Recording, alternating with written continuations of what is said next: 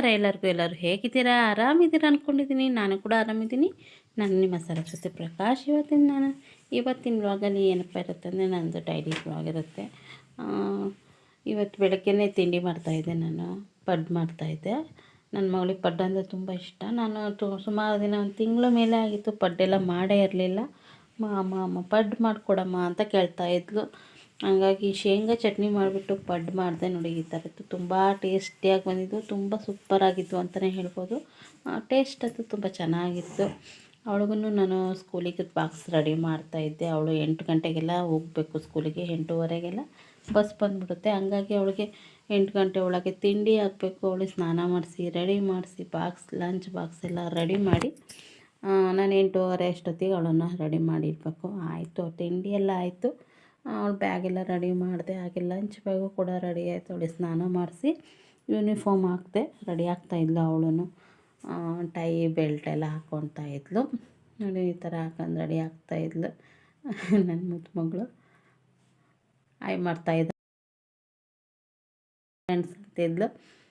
ಇರಲಿ, ಬೇಗ ರೆಡಿ ಆಗಪ್ಪಾಜಿ, ನಿಂಗೆ ಟೈಮ್ ಆಗುತ್ತೆ ಅಂತಿದ್ದೆ.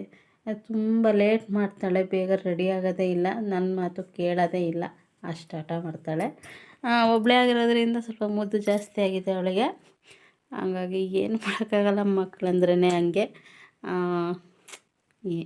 ನೋಡಿ ಯಾವ ರೀತಿ ಅವಳು ಎಷ್ಟೇ ಸಿಟ್ಟು ಬರ್ಸಿದ್ರು ಒಂದು ಸ್ಮೈಲೆಲ್ಲ ಸಿಟ್ಟು ಎಲ್ಲ ಕರ್ಗೋಗ್ಬಿಡುತ್ತೆ. ಹಾಗೆ ಅವಳು ಸ್ಕೂಲಿಗೆ ಹೋದ್ಲು. ಆಮೇಲೆ ಮೀನು ತಂದರು ನಮ್ಮ ಮನೆಯವರು. ಇದೇನೋ ಮತ್ತಿ ಮೀನು ಅಂತ ಹೇಳಿದರು. ಮೀನು ತುಂಬ ಚೆನ್ನಾಗಿತ್ತು. ಇದು ಮುಳ್ಳಿರಲಿಲ್ಲ ಜಾಸ್ತಿ ಮೀನಲ್ಲಿ. ಸ್ವಲ್ಪ ಸಾಂಬಾರು ಮಾಡಿದೆ. ಹಾಗೆ ಸ್ವಲ್ಪ ಫ್ರೈನೂ ಮಾಡಿದೆ. ನೋಡಿ, ಫ್ರೈ ಮಾಡ್ತಾಯಿದ್ದೆ. ಮಧ್ಯಾಹ್ನದ ಊಟಕ್ಕೇ ಮಾಡಿದೆ ನಾನು. ಮಧ್ಯಾಹ್ನ ಸ್ವಲ್ಪ ಫ್ರೈ ಮಾಡಿಬಿಟ್ಟು ಸಾಂಬಾರು ಮಾಡಿದೆ, ಅನ್ನ ಮಾಡಿದೆ, ಮುದ್ದೆಗೂ ಇಟ್ಟಿದ್ದೆ. ಹಂಗೇ ನಮ್ಮ ಮನೆಯವ್ರು ಆಫೀಸಿಂದ ಬರೋಷ್ಟೊತ್ತಿಗೆ ಮುದ್ದೆ ಮಾಡೋಣ ಅಂತ. ಮೀನು ಸಾರು ಅಂತೂ ತುಂಬ ಟೇಸ್ಟಿಯಾಗಿ ಚೆನ್ನಾಗಿತ್ತು. ಮೀನು ಸಣ್ಣ ಮೀನೇ ಆದ್ರೂ ಟೇಸ್ಟ್ ಅಂತೂ ಸೂಪರಾಗಿತ್ತು ಸಾಂಬಾರ್ದು. ನಮ್ಮ ಮನೆಯವ್ರಿಗಂತೂ ತುಂಬ ಇಷ್ಟ ಆಯಿತು ಸಾಂಬಾರು. ನೋಡಿ, ನನ್ನ ಮಗಳು ಮಧ್ಯಾಹ್ನ ಮಕ್ಕಳನ್ನೆಲ್ಲ ಕೂರಿಸ್ಕೊಂಡು ಸ್ಕೂಲಿಂದ ಬಂದು ಆಟ ಆಡ್ತಿದ್ಲು. ನೋಡಿ, ಎಷ್ಟೊಂದು ಹುಡುಗರನ್ನೆಲ್ಲ ಸೇರಿಸ್ಕೊಂಡು ಮನೆ ತುಂಬ ಮಣ್ಣೆಲ್ಲ ತಂದು ಹಾಕಿ ಎಷ್ಟು ಗಲೀಜು ಮಾಡಿದ್ಲು ಅಂದರೆ, ಅಯ್ಯೋ ನನಗಂತೂ ಸಿಟ್ಟೇ ಬಂದ್ಬಿಡ್ತು. ಅದಕ್ಕೆ ವೀಡಿಯೋ ಮಾಡ್ತೀನಿ ತಡಿ, ಎಲ್ಲ ನಿನಗೆ ಸ್ಕೂಲಿಗೆ ಕಳಿಸ್ತೀನಿ ಟೀಚರ್ಗೆ ಅಂತ ಎದುರಿಸ್ತಾ ಇದ್ದೆ. ಆದರೂ ಏನು ಮಾತೇ ಕೇಳಲಿಲ್ಲ ಅವಳು. ಹಾಗೆ ಹುಡುಗರನ್ನೆಲ್ಲ ಸೇರಿಸ್ಕೊಂಡು ಆಟ ಆಡ್ತಾಯಿದ್ಲು. ಹಳ್ಳಿ ಕಡೆ ಮಕ್ಕಳು ಇಷ್ಟೇ, ಏನೂ ಮಾಡೋಕ್ಕಾಗಲ್ಲ. ಹಾಗೆ ಸ್ವಲ್ಪ ಬೆಣ್ಣೆ ತಂದಿದ್ದೆ ಮನೆಗೆ ತುಪ್ಪ ಕಾಸೋಕ್ಕೆ. ನೋಡಿ, ನನ್ನ ಮಗಳ ಬೆಣ್ಣೆ ಇಟ್ಕೊಂಡು ತಿಂತಾಯಿದ್ದಾಳೆ. ಬೆಣ್ಣೆ ಅಂದರೆ ತುಂಬ ಇಷ್ಟ ಅವಳಿಗೆ.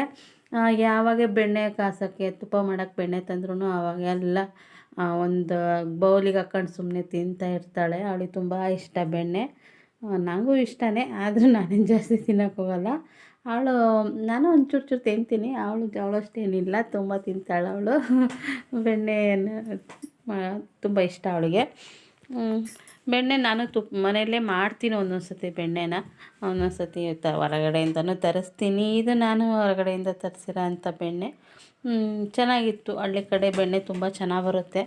ದುಡ್ಡು ಜಾಸ್ತಿ ಆದ್ರೂ ಒಳ್ಳೆ ಕ್ವಾಲಿಟಿ ಬೆಣ್ಣೆ ಸಿಗುತ್ತೆ ನಮಗೆ. ಒಂದೇ ತುಪ್ಪ ಮಾಡೋಣ ಅಂತ ಕಾಸೋಕ್ಕಿಟ್ಟಿದ್ದೆ ನಾನು. ತುಪ್ಪದ್ದು ಡೀಟೇಲ್ಸ್ ವಿಡಿಯೋ ಏನು ಹಾಕಿಲ್ಲ ನಾನು. ಮುಂಚೆನೇ ಒಂದು ವಿಡಿಯೋ ತುಪ್ಪ ಕಾಸೋದನ್ನೇ ವಿಡಿಯೋ ಮಾಡಿ ಮುಂಚೆನೇ ಒಂದು ಅಪ್ಲೋಡ್ ಮಾಡಿದ್ದೀನಿ ನಾನು ಯೂಟ್ಯೂಬಲ್ಲಿ. ಅದನ್ನು ನೋಡಿ ನಿಮಗೆ ಬೇಕಾದರೆ. ನಾನು ನುಗ್ಗೆ ಸೊಪ್ಪೆಲ್ಲ ಹಾಕ್ಬಿಟ್ಟು ಮಾಡ್ತೀನಿ. ತುಪ್ಪ ತುಂಬ ಚೆನ್ನಾಗಿರುತ್ತೆ. ಡೀಟೇಲ್ಸ್ ವಿಡಿಯೋ ನೋಡಿ ಅನ್ಸತಿ. ಇವತ್ತಿನ ವಿಡಿಯೋ ಇಷ್ಟೇ ಸ್ನೇಹಿತರೆ. ಎಲ್ಲರಿಗೂ ಇಷ್ಟ ಆದರೆ ಲೈಕ್ ಮಾಡಿ, ಶೇರ್ ಮಾಡಿ, ತಪ್ಪದೆ ಸಬ್ಸ್ಕ್ರೈಬ್ ಮಾಡಿ. ಯಾರು ನನ್ನ ವಿಡಿಯೋ ಇನ್ನೂ ಸಬ್ಸ್ಕ್ರೈಬ್ ಮಾಡದೆ ನೋಡ್ತಾ ಇದ್ದೀರೋ ಅವರೆಲ್ಲ ದಯವಿಟ್ಟು ಸಬ್ಸ್ಕ್ರೈಬ್ ಮಾಡಿ ನೋಡಿ. ಹೀಗೆ ಸಪೋರ್ಟ್ ಮಾಡ್ತಾಯಿರಿ ನನಗೆ ಯಾವಾಗಲೂ. Thank you for watching.